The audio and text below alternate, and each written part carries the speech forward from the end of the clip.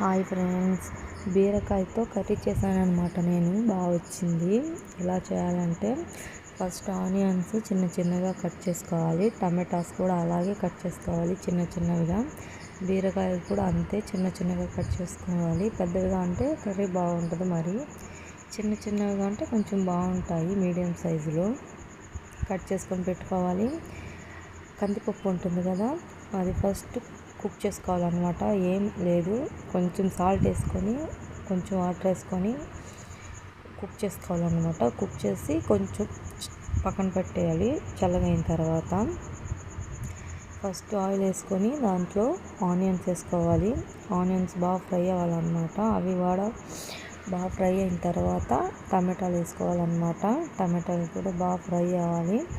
కొంచెం సాల్ట్ వేసుకుంటే సాల్ట్ అయినా వేసుకోవచ్చు, కల్లుప్పు అంటారు కదా, అదైనా వేసుకోవచ్చు.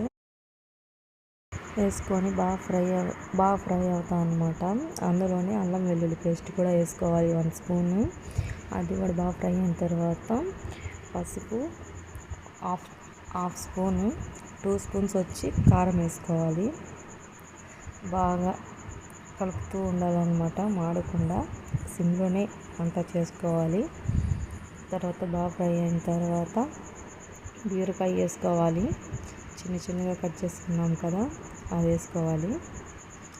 అది వేసుకొని బాగా కలపాలన్నమాట. బీరకాయ కూడా వేసుకున్న తర్వాత బాగా కుక్ అవ్వాలి. వాటర్ వేయకుండా ఫస్ట్ వాటర్ వేయకుండానే బాగా కలుపుతూ కొంచెం కుక్ అవ్వాలి. అది అంటే దాంట్లో ఉంటుంది కదా వాటర్, అది కూడా వచ్చేస్తుంది బీరకాయలోని వాటర్. అది వచ్చేదాకా కొంచెం కలుపుతూ ఉండాలన్నమాట.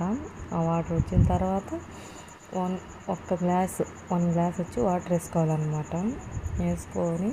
వేసుకొని కలుపుతూ ఉండాలి. వాటర్ వేసుకోవాలి.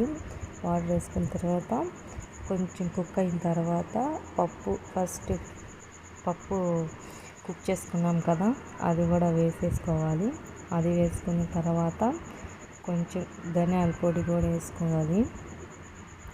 ధనియాల పౌడరు, జీలకర్ర పౌడర్ కూడా వేసుకోవచ్చు, టేస్ట్ బాగుంటుంది. అది ఆప్షనల్. లేకుంటే ధనియాల పొడి కొంచెం వేసుకుంటే బాగుంటుంది. జీలకర్ర పౌడర్ కూడా వేసుకోవచ్చు.